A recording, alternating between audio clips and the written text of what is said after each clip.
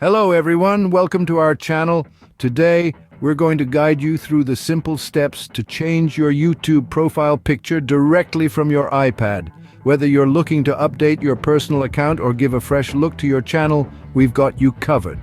So let's dive in. Step 1. Open the YouTube app on your iPad. Make sure you're logged in to the account for which you want to change the profile picture.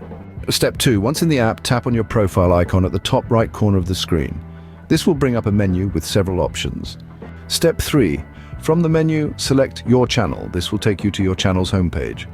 Step 4. On your channel page, tap on the gear icon next to your channel name to access the settings. Step 5. Here you'll see your current profile picture. Tap on it and then select Change to update your picture. Step 6. You can now choose to take a new photo or select one from your iPad's library. Once you've selected your new profile picture, adjust it to fit well and then tap Save. And that's it. You've successfully changed your YouTube profile picture on your iPad. Updating your profile picture is a great way to keep your channel looking fresh and engaging. We hope this tutorial was helpful. If you enjoyed this video, don't forget to like, share, and subscribe for more tips and tutorials. See you in the next video.